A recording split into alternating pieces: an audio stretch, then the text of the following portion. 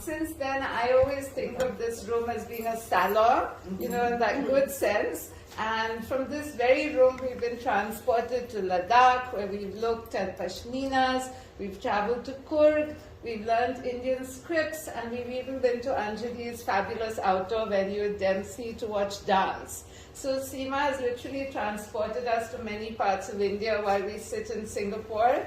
Of course, a key element of Malabar Chest is the fact that Pritha is here today, all of you are here today, so that the speakers and the guests can talk. So it's more of as a dialogue. I mean, so you listen and then you have questions. So obviously during COVID, this came to a standstill, except it didn't come to a standstill because all of us who know Seema know that she was busy on Instagram and everywhere else, finding the best of Singapore, of India to bring to Singapore. So now Malabar Chest is back, and many of us are very thankful for it. And, it's literally bringing India over here and the best of India.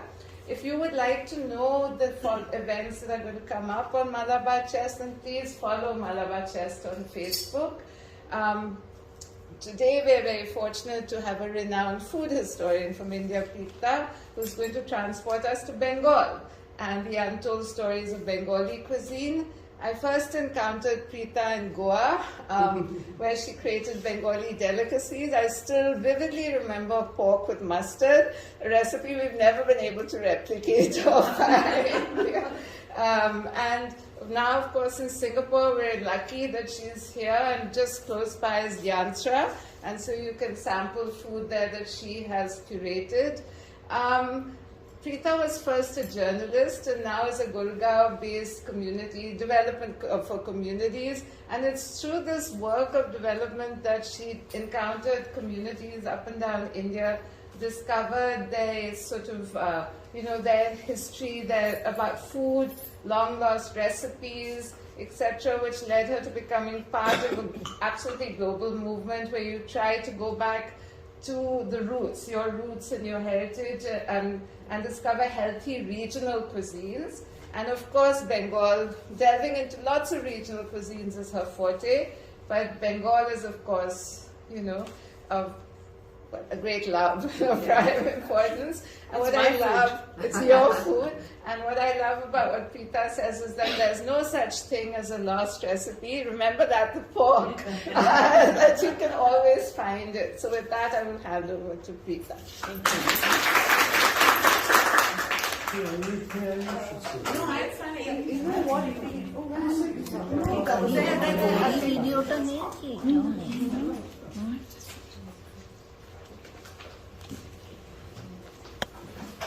Thank you, Seema. Thank you, Malabar Chest, for having me, and thank you all of you for coming here to listen to me.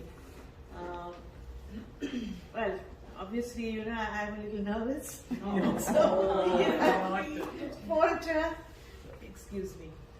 Now, it's very, very wonderful actually to be able to talk about Bengali cuisine, because very few know that Bengali cuisine has been shaped as much out of geography, the people and the resources, as it's been shaped by economics, religion and politics. And therefore I look at it as the first real global assimilation of food. And it's a very, very interesting, and actually it's a very complex story. And so therefore I will not go into all the threads that make up Bengali cuisine. I've chosen certain elements of the cuisine to bring out the very ethos that is Bengali cuisine. So Bengal, I remember when, like Pia mentioned that she had met me in Goa. The first restaurant that I had ever consulted for had just opened on the first day. It was the first meal laid out when Puna owned Mustard. She came rushing up to me and said that, there's this lady there, she's creating a shindig, She's saying that how can a prawn cutlet be Bengali?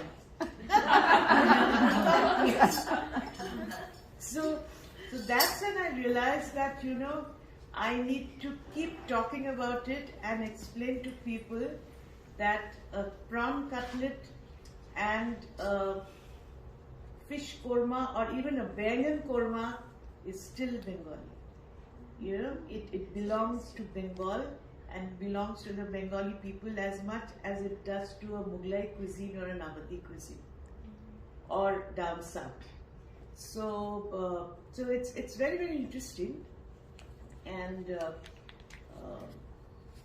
it's more interesting when I think about the fact that where have our eating habits come from? You'd be surprised to know that the first recorded description of a meal is the first recorded that has been found is in the 8th century.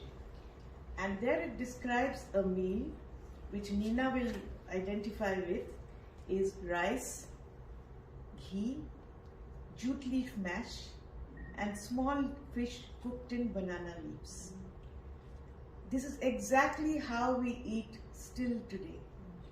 Whatever the food may have been, laid out for guests and now is known as Bengali food, has all been for a high table. That, telling people that this is how richly we eat. But actually we don't.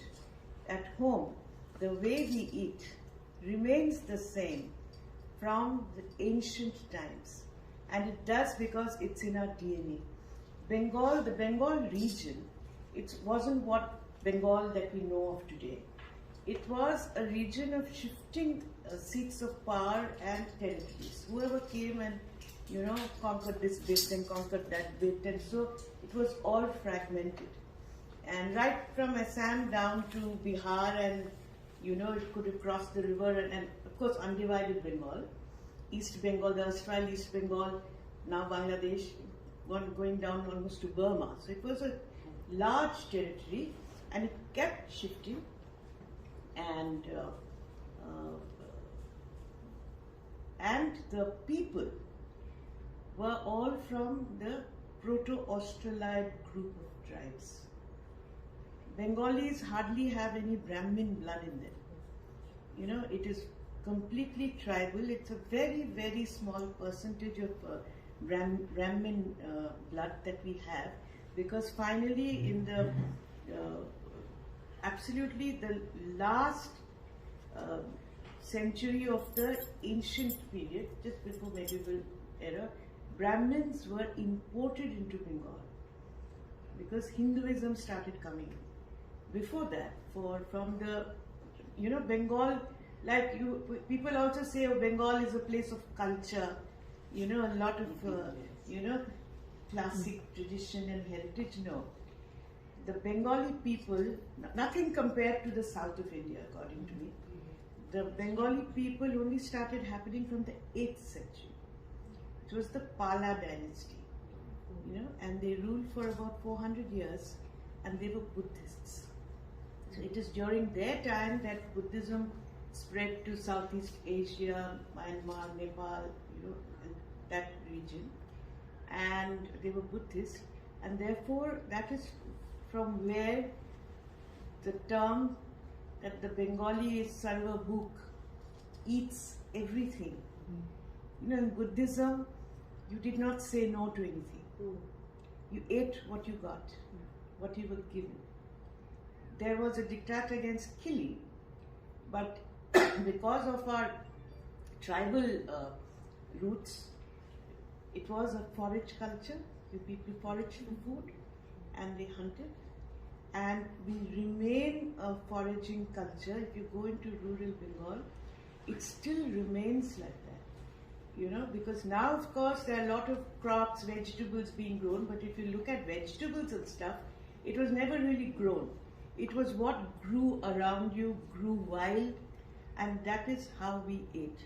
So, the first documentation of food that we have, like you said, jute leaf mash, small fish wrapped in banana leaf, the eco-friendly styles of cooking, come from our tribal roots. Which could we have the slides, please? So, one sec. So, set tribal roots and foods and uncultivated foods. By uncultivated is that you know, there's something that perhaps you're growing, and it's all the other accessories with it that you're also eating, like jute. Jute is not an edible plant, but its leaves are. You're digging out a yam, but you're also eating its stalks and its leaves.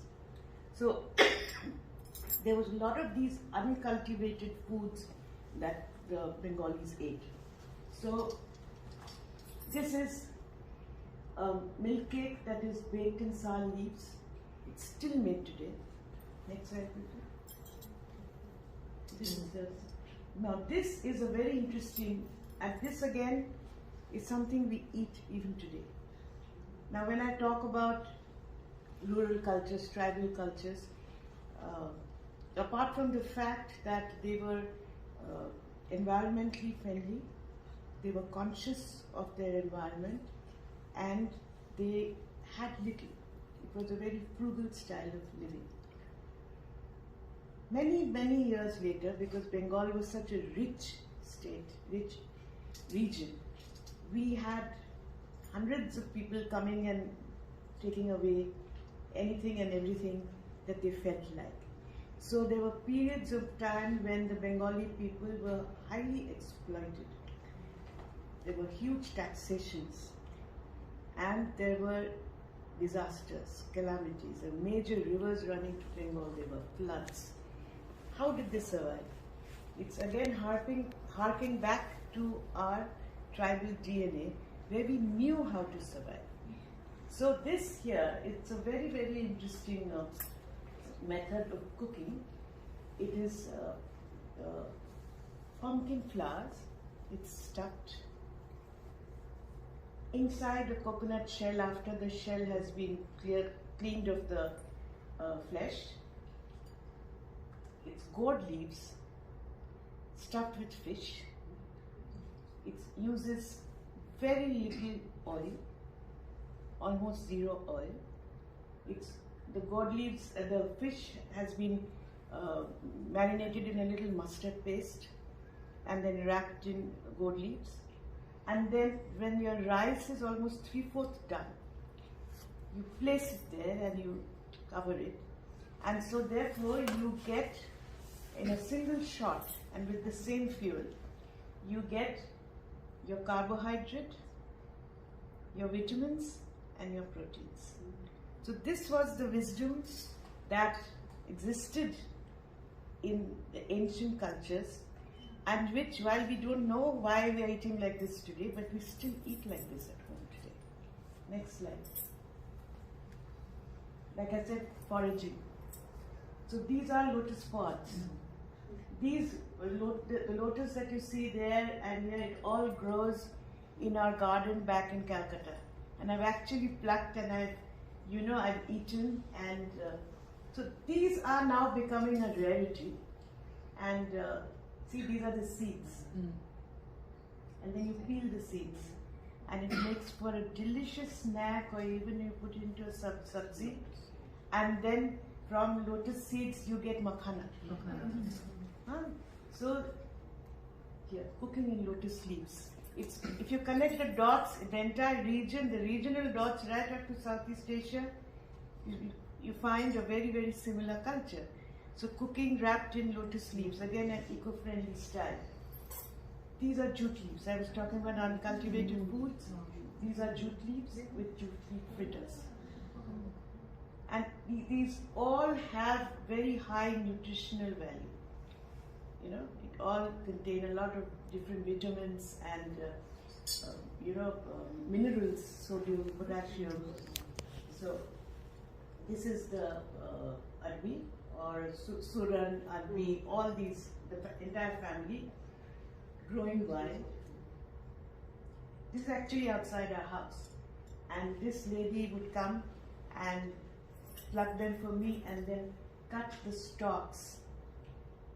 And we still eat this today. In Bengal, people still get this very freely because it grows wild all around.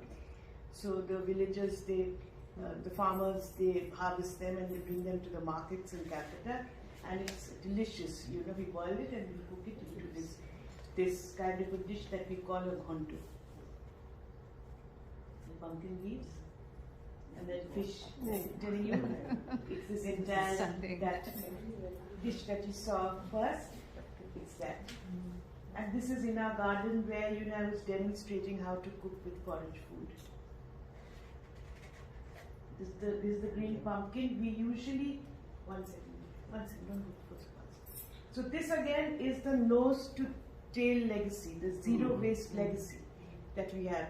We don't waste or throw anything. We know how to get maximum nutrition, and our forefathers, our foremothers did.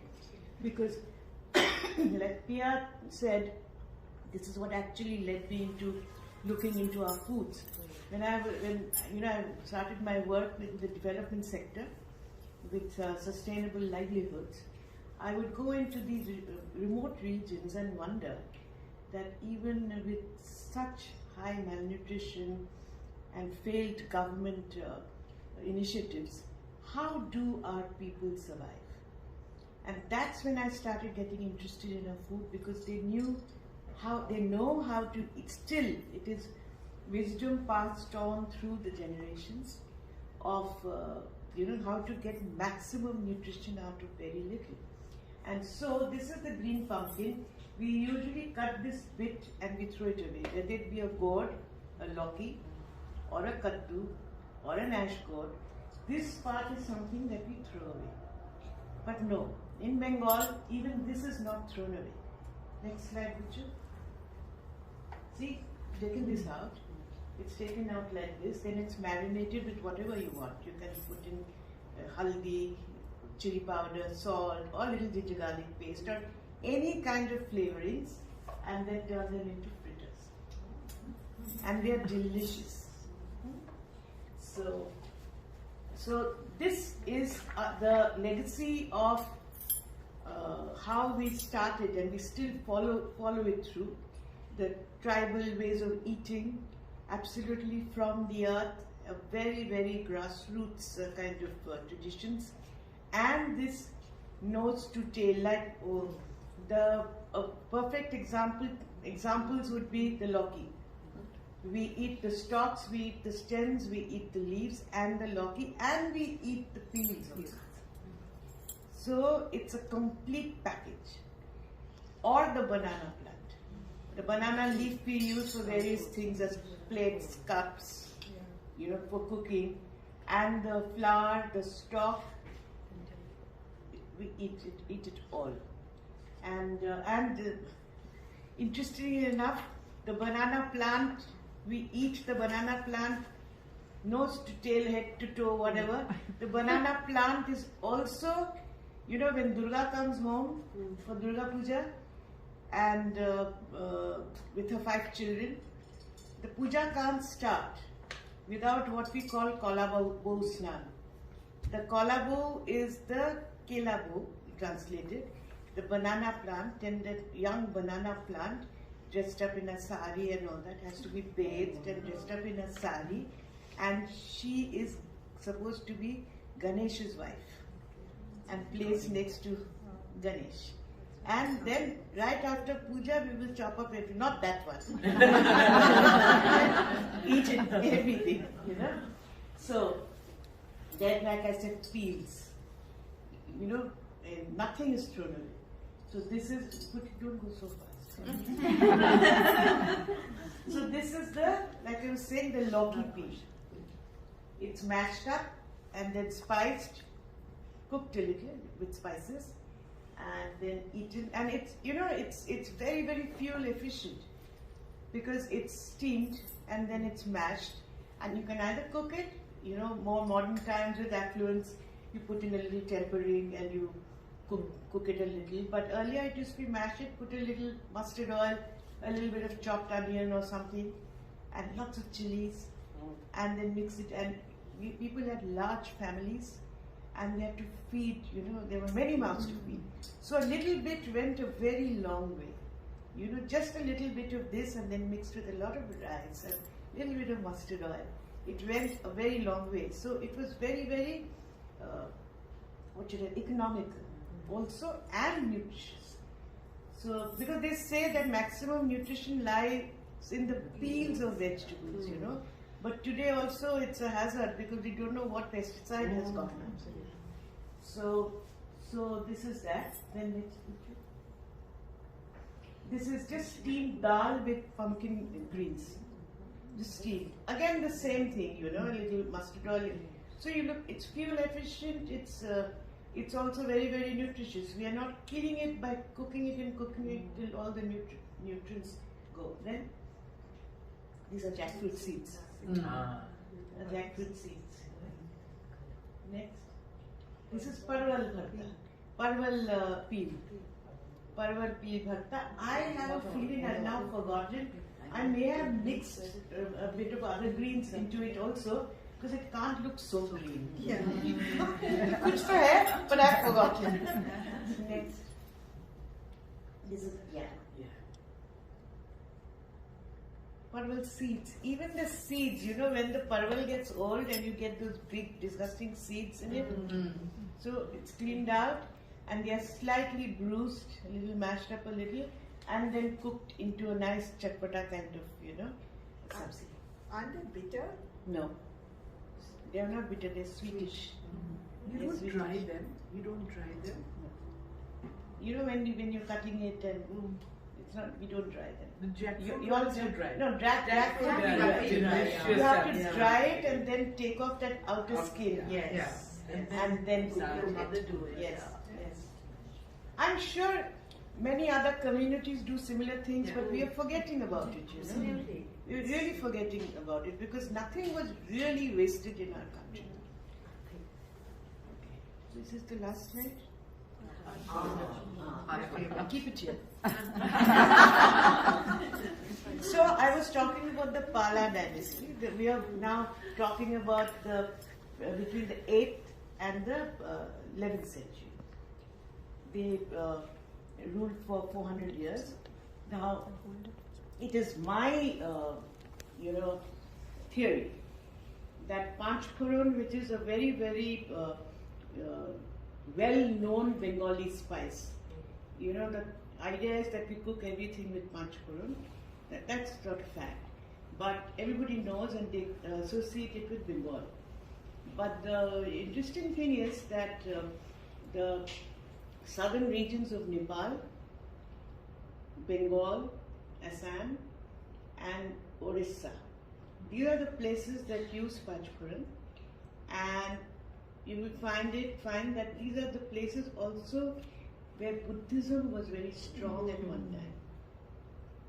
So think about the Chinese spice powder. And we cut to Bengal where the Palas were Buddhists, and there was an entire philosophy behind the number 5. Now I'm going to read out a little bit for you because I don't remember that much. It sets my mind. Now in Bengal, the tempering is called khoron. It comes now, there's a very, very interesting philosophy in this. It comes from the word sphoton, which means explosion. If you think about the Big Bang theory, where there was this explosion and life happened. So this is also the same thing, where there's an explosion and all the flavors, and your dish comes to life. And so, I'll read out this little bit.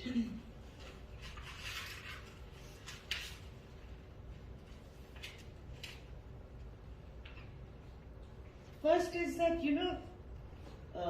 like I said, the Chinese 5-spice powder, a bouquet garni of 5 spices, though it can be made up of 7 or 8 different spices also. In Bengal, it's 5 spices, and there is a 6th one also. It's called Rabhuni. This Rabhuni it's again a very interesting, you'll see it here, it's a very interesting seed. It's called loosely termed wild celery seeds. It looks like ajwain, but it's neither ajwain nor is it wild celery. It's a seed by its own. In Hindi, it's called ajmod. But nobody uses it in their cuisine except for Bengal, Burma, and Thailand. Radhuni is used. Does it taste like ajwain? Not really. Not really. It doesn't smell like ajwain also. No. So it's a mix of, Pachpuran is a mix of cumin.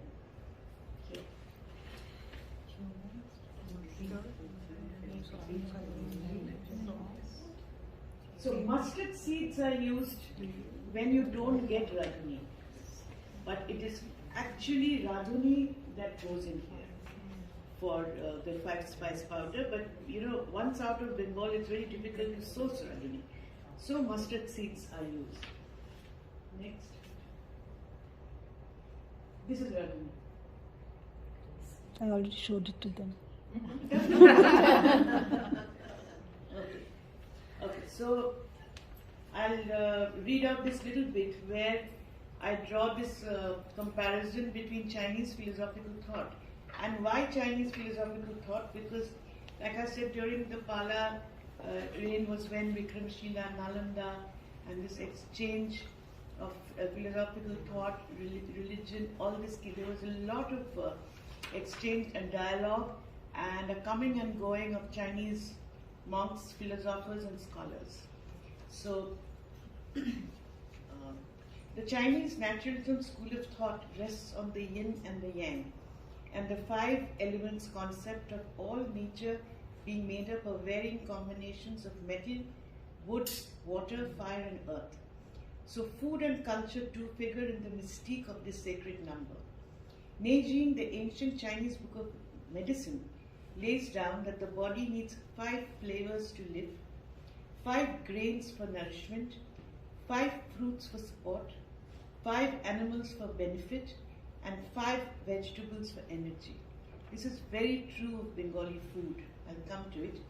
It then repeats itself in the 5 tastes: sweet, sour, bitter, pungent, and salty, a 6th joining in the hands of an expert cook to introduce the umami element. It is then a seamless move into the Indian discourse on the Panchabhut, or 5 elements of earth, fire, water, air, and ether.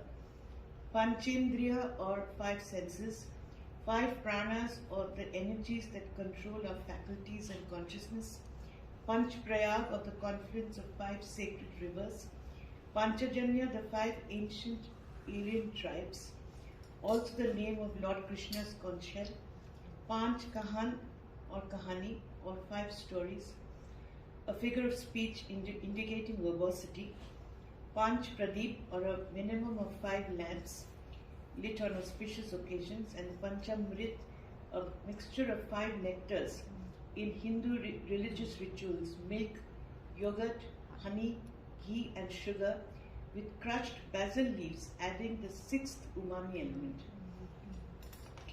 However, Bengal manages to further intrigue with the number 5 popping up significantly in daily food. Panch Phuran, the subject of this entire discussion, Panch Mishali, a mix of 5 vegetables or more that together create different dynamics of taste and texture, and is routinely made in any Bengali home.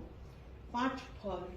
So, if you connect it to the Buddhist, philosophy that I just read out, Panch Phal, or 5 different fruits, Panch Bhaja, 5 vegetables or fish. We always do that during auspicious occasions, like when we lay out the bhog, or when there's a baby shower, when the bridegroom and bride are given their thal, the first and the eating together. It's all in 5.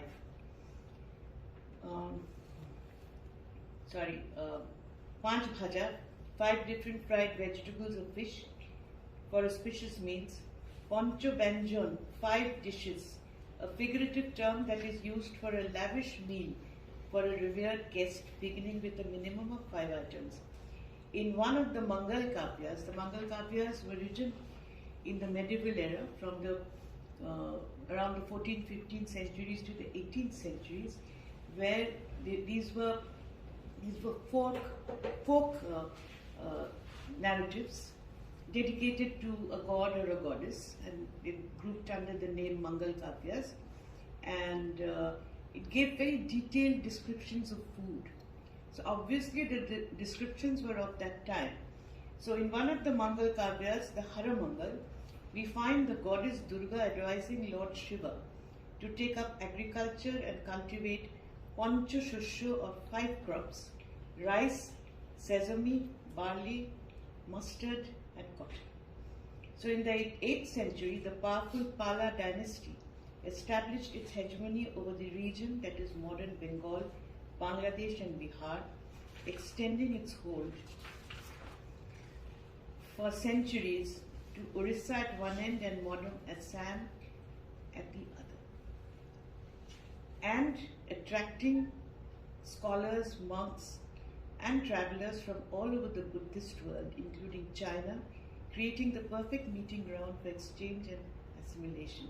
And it was there during their reign that Mahayana Buddhism spread to Tibet, Bhutan, Nepal, Myanmar and the Indonesian archipelago. Here too we find the recurrent theme of the number 5 in Buddhism. In Buddhist traditions, 5 senses, 5 colors, 5 wisdoms, 5 energies, 5 Buddhas, and so on. The Bengal Sufi tradition of the Bauls began during the Pala rule. You know about the Bauls of Bengal? The folk singers? Folk singers of Bengal were the Sufi folk singers. And during the Pala rule, the multicolored patchwork robe that the Bauls wear, they typically wear these long, robes which are patchworked. The multicolored patchwork robe that the Bauls wear is a direct influence of the Buddhist tenet of 5 colors. And food too, according to both Buddhist and Hindu traditions, should be enjoyed with all the 5 senses. And if you think about it, India follows 5 main techniques of cooking: boiling, steaming, frying, roasting or grilling, and stewing. In the eastern region, all 5 techniques are often employed in a single meal. And the Panchpuram, the 5 seeds that are used, each have a different taste: salt, sweet, sour, bitter, pungent, and a 6th alkaline which is very common in Assam, your khar. Soda by cup. The khar, which the Assamese use, that is the 6th element. They use very heavily in their cuisine. Can you tell us a little bit about khar and how it's done? Khar is just simply steamed with a little, No. How is khar made?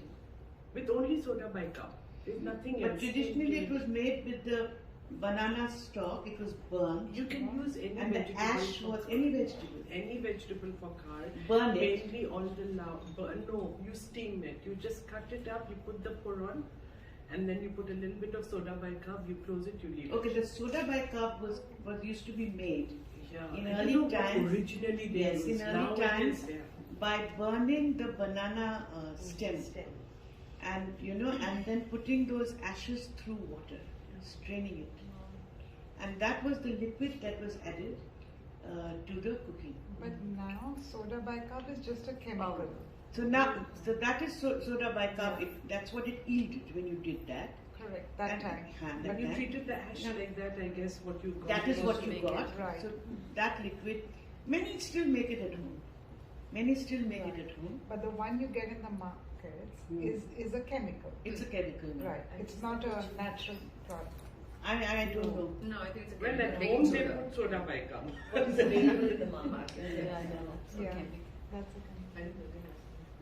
So the Panchpuram, therefore, it's a kind of a melange of all these 5 flavors, and we believe that is what human existence is all about: sweet, sour, salty, pungent.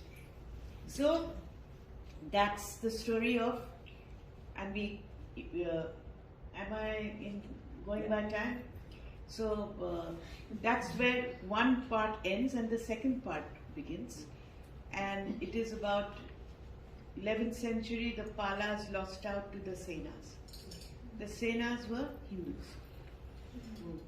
And when they came in, obviously there was this aggressive kind of move to suppress Buddhism and introduce Hinduism.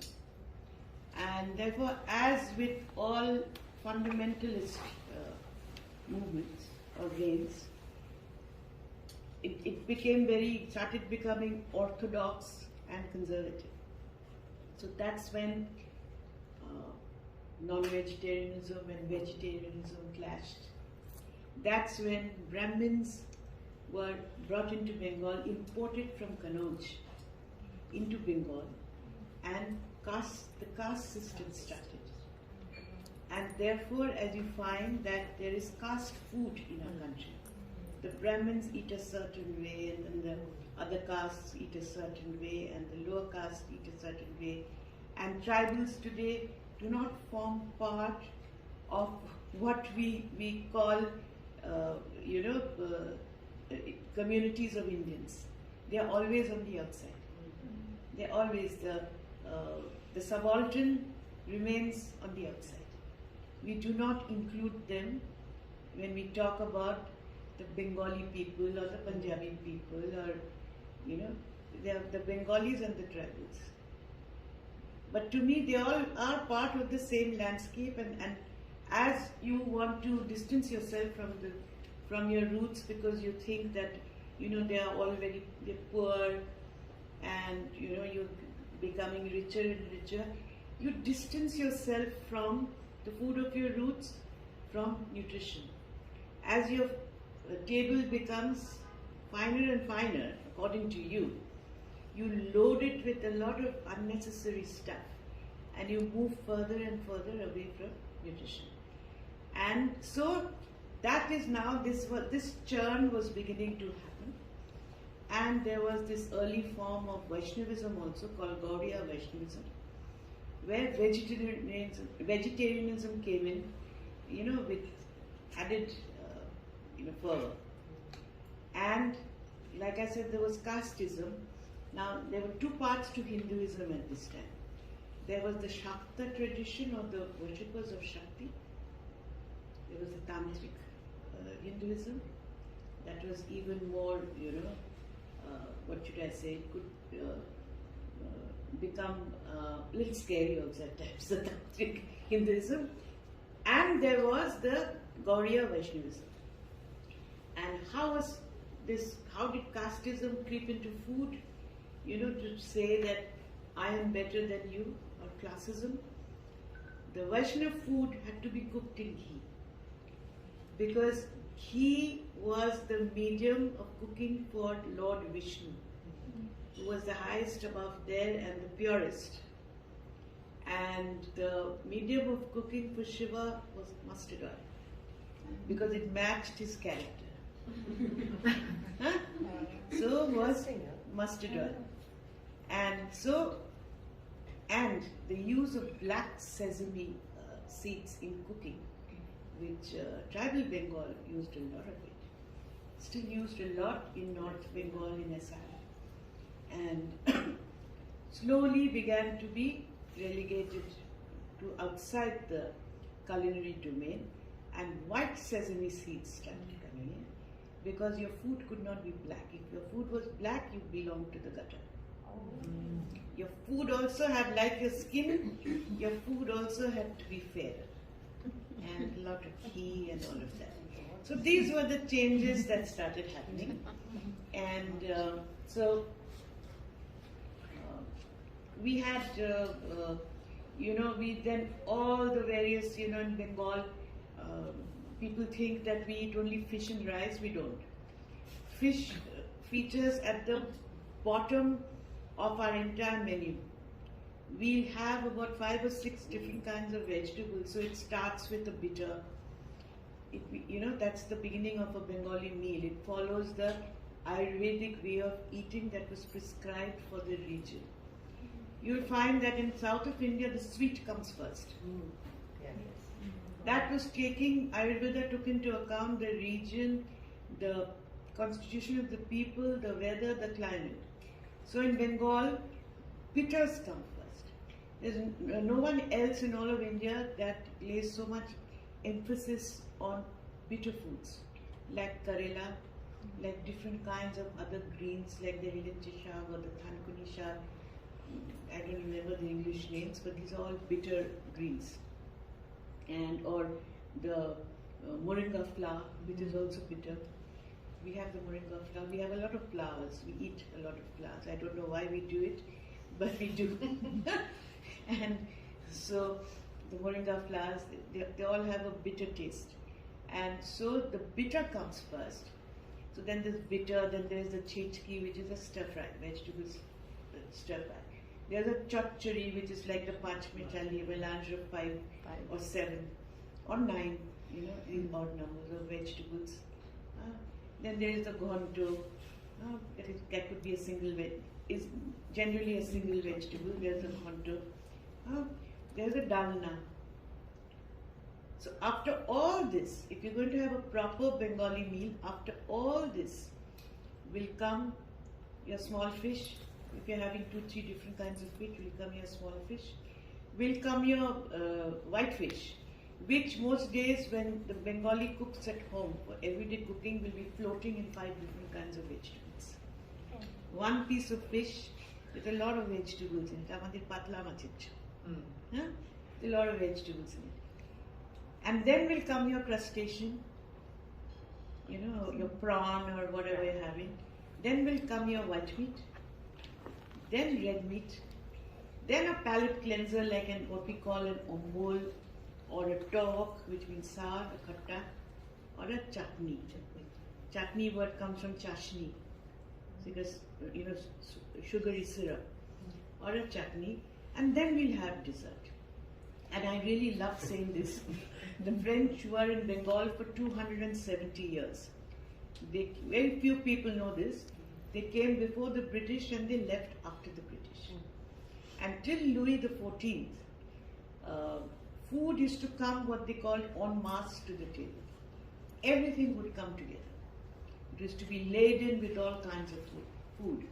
But it was Louis XIV who introduced this entire thing of fine dining, course by course, which then went out across the world as fine dining, and the French became a very exalted niche. But it is my firm belief that it was taken out of Bengal because we have been eating like this from time immemorial. This is exactly how we eat even today. If you look at the French, there'll be a soup which could be our dal or our shorbas, and then there'll be an appetizer which could be our fritters and our chechki. Then there'll be your vegetables. That's the same order. Then your white fish, then your shellfish, your white meat, your red meat, your palate cleanser or a sorbet or something like that, and then your dessert. So I'm convinced. Am I running late? Yeah, just the last. So it's exactly this is how we eat. And so part 2 will be the next talk, Seema.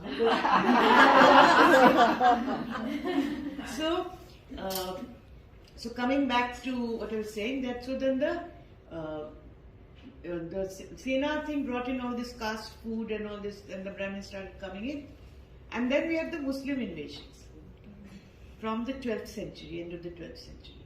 But before the Muslim invasions, from ancient times, Chittagong and Tamralipta were 2 very ancient ports.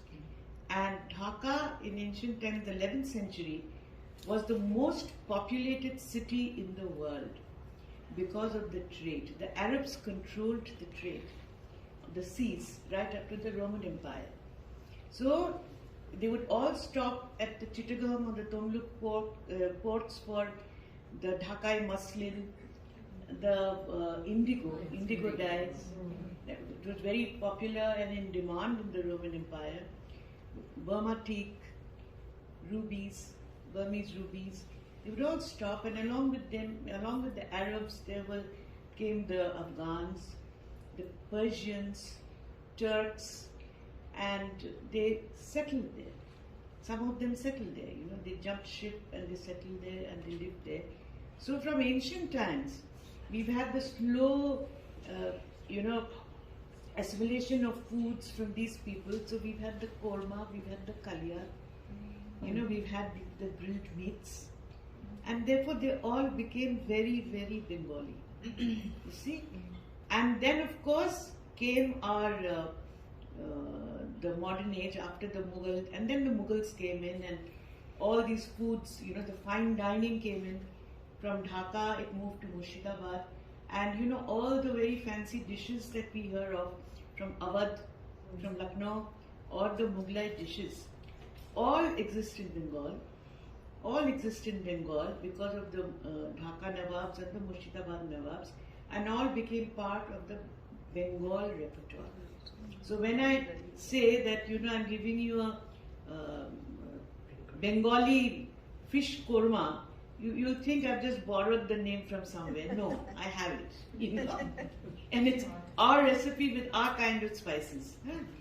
And so that happened, and then the modern age came with the Portuguese coming in, bringing in exotic vegetables and making up chena, and then the French came in.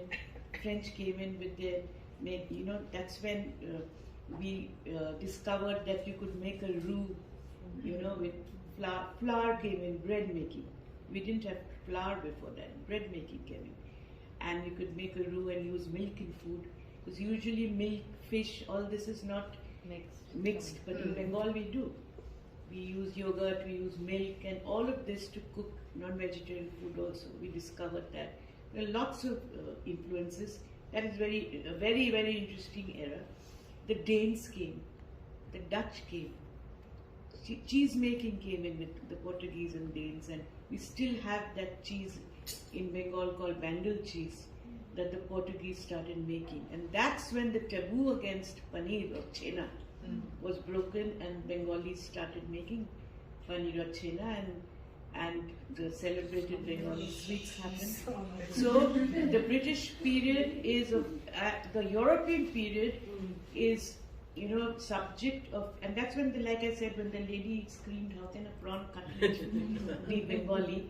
That's when all these like croquettes, all the crumb fried stuff, the chops, the cutlets, all of that came in, and so that is stuff for another talk. It's 6 o'clock. I can go on talking forever. It's really, really fascinating for me. And so I just quickly go through the slides. So this was Radhini now. This is a very interesting story. I have to talk about this. You have to bear with me. So this, posto is something that I think everybody knows about. The people in Bengal eat aloo posto. Posto is poppy seed paste. And usually it's banned in potato. In Singapore it's banned. And especially people from West Bengal love it. They have it every day. And which is why you find that they sleep all afternoon. That's probably why it's banned. So how did do you know of any foods that came to the fine dining tables which were actually waste foods? Do you know of any? Well, I'll give you one. That is the pate. It was food of the peasantry to warm them up, made with all the entrails, the offals, and to warm them up. Now, posto is again food that is made from waste. Now, when the British came in, they realized that the poppy was a great crop, and if any of you know the history of the British forays into China and the opium wars, it was because of opium trade.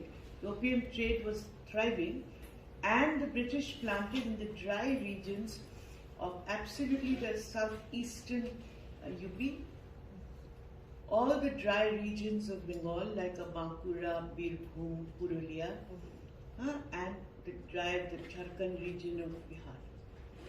That was the area where they planted poppy, and slowly, the economy was crumbling because cash crops were being grown more and more, like jute, and sugar, and poppy. And there were very high taxes, and the back of the peasantry was broken. And there were man-made famines, and to romanticize it, possibly some poor farmer's wife one day discovered that after the empty shells that were left behind, after extracting the narcotic from the poppy seeds, made for a great spice when used in food. So that's how posto. Posto is not a traditional food in India. It came about only from the mid-18th centuries, early to mid-18th centuries, when these, dry seeds, the shells of the seeds, which contained very little or almost no narcotic actually, was used to start making a spice paste. And we have it kacha. We have it kacha mixed with a little mustard oil and maybe a little bit of onion and salt. It's delicious. Then we put it into foods. We put it into potatoes and all of that. So that's how and for the Mughals, this is the Mughal poppy.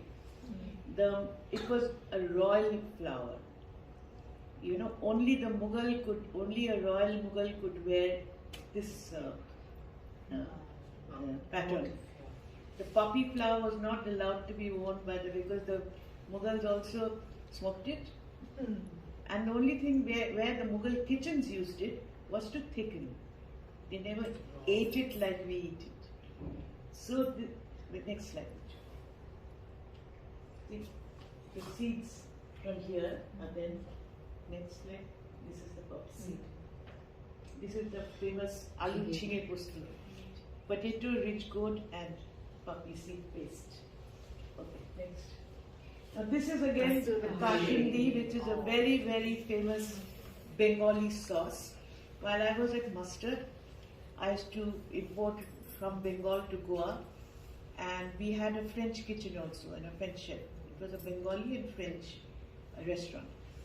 I suddenly found my precious bottles of kashindi displayed.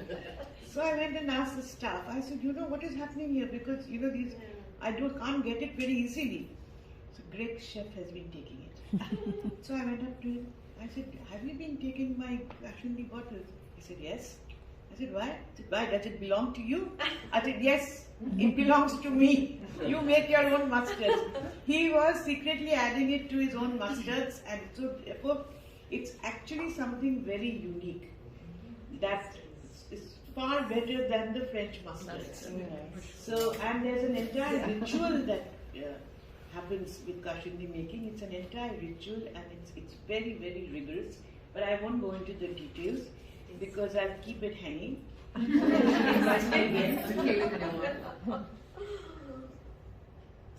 my God! Now this is. Would you go back? Go back to the. No. To the chopped one. Oh, chop.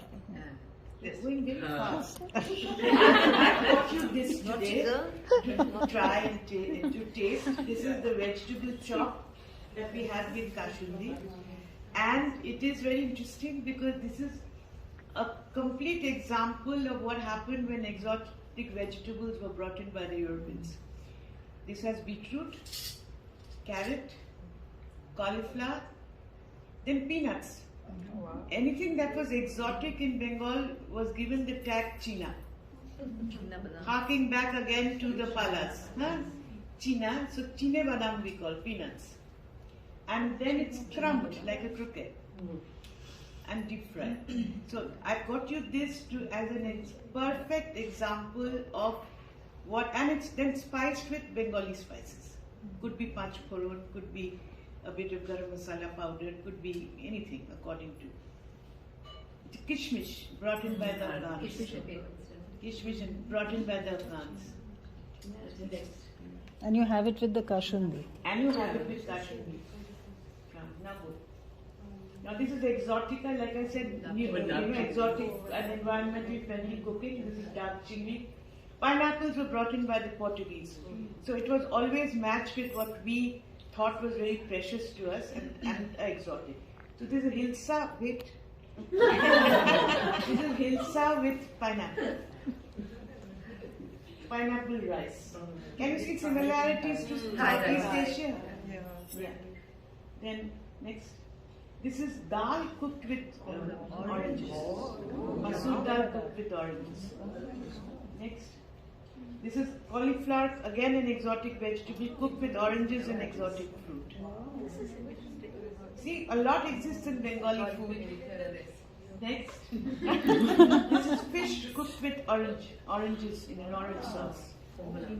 Kamala koi, kamala, next. This is cauliflower roast. The European roasting techniques used with another exotic fruit, that is the tomato. This is the Kobiraji cutlet frying. Kobiraji comes from, this is again European influence. The name comes from cover egg cutlet or coverage cutlet. It became Kobiraji. So somebody said that it also could be, because we all, us, who dealt with food history, come up with our own theories. Somebody said, well, it could also be Kobi Raji, meaning Rabindranath Tagore has agreed to eat this. This is the fried. It's extremely tasty and very unhealthy. This is very interesting. This is the chingri machet chile kebab. Like I said, anything exotic had the tag chile, Chinese. This is the Bengali version of the lobster thermidor. This will very soon go up on the yantra menu. You can come. And finally, I would like to end with this, the artistry that came out of the kitchen. I've just got a few examples. See, like the Chinese again, we cut each vegetable dish has a different cut for each vegetable. See how many ways even the simple potato is cut. I don't know all of them, so there may be more ways. Just give me a small example. Next. I'm waiting for your wrist. You please do that. I'm very bad at artwork. Really expert ones with the boti, as we call it, that they make such fine. It's like jali work. They make such fine work on the parwar. This is for the chotchuri. My mother, this is my mother's cutting. She used to cut it like this because every vegetable has a different cooking can. So each of them have to be cut different. So this is her handiwork, not mine. Next. This is called the goina buri. This is made in designs of jewelry and filigree work. These are buddies. Lentil paste and then dried. We make those blobs also, and this is the fine art. It is to go with trousseaux. Next picture. This is another round, different kinds of koinaburis. This is called a nokshi pitha. It's sweet. It's made from dal, and these patterns are made with the needles of the khajur plant, the date palm. Next. This is called different kinds of sweets used to be made with dal and rice flours, dals and rice flour. This is called the shamuk pitha, or the snail shaped. I'm waiting for your wrist. Now these are, you were talking about Shandesh works. So this is, we have molds to make, and it used to be handcrafted then by the ladies in the kitchen, because you couldn't order it or you couldn't buy it. So each and every one of them would sit, some would be made from wood, some from stone, some from terracotta, and they would carve it themselves. So this is a Chandrakuli mold in the shape of a half moon, mostly made from coconut. See, different wood molds. Yeah, beautiful. These would be for Shandesh, huh? Shandesh. Your wrist, huh? These are terracotta molds. This is what you're These saying. you can get now. This one is possibly 150 years old. It's 10 inches in diameter. Made by my great-great-grandmother. It's on stone.